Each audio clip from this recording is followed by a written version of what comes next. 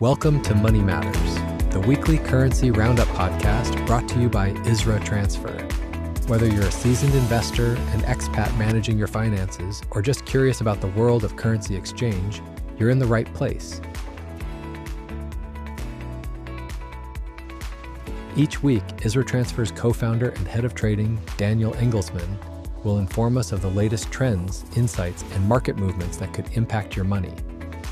From currency fluctuations to economic news, we're here to equip you with everything you need to navigate the ever-changing landscape of foreign exchange.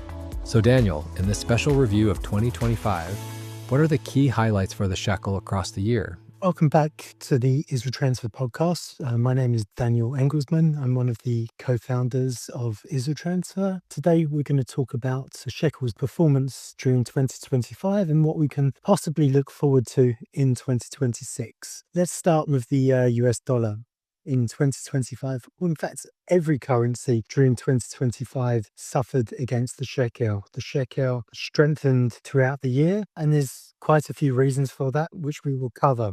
The dollar started 2025 at a rate of around 3.64. During the year, it reached a high of 3.7805, and the lowest during the year was 3.165. If you look at that range for the year, that's a 16.28% range for the year of 2025. That means the difference between converting money at the high and the low was a difference of 16.28%, which is huge, which just really puts a real emphasis on trying to time the conversion of your transfers and your trades. Sometimes you don't have a choice when you need to convert money, but 16.28% during a year is a very, very wide range. The pound against the shekel was very similar. We saw a high of 4.9629 and a low of 4.2753, which was again a range for the year of 13.85%. The euro was more of a strange one. We had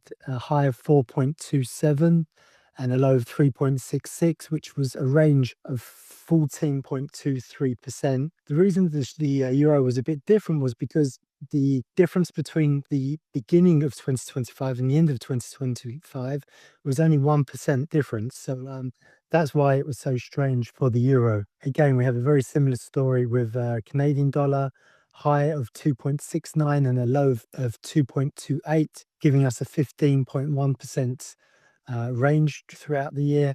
And the reason I haven't gone into detail for each of them is because each of them follow a very similar pattern. The main reason for the strengthening of the shekel throughout the year is mainly due to the end of the war. The end of the war might seem like an overstatement. I mean, we seem to be at the end of the war, but again, lots of things could happen over the course of the next few months where lots of rumors about Iran and things like that, where hopefully not, but things could, start up again. But, we've had the ending of the war, plus we've had the interest rates issue. And the interest rates in Israel have pretty much stayed stable, or at least haven't been cut as drastically as they have been in other countries and economies around the world. Having said that, whilst I've been recording this, the Bank of Israel has unexpectedly cut interest rates by another 0.25%. The market did not expect that to happen. So it'll be interesting to see what happens after the release of this podcast. But generally speaking, the shekel has stayed stronger against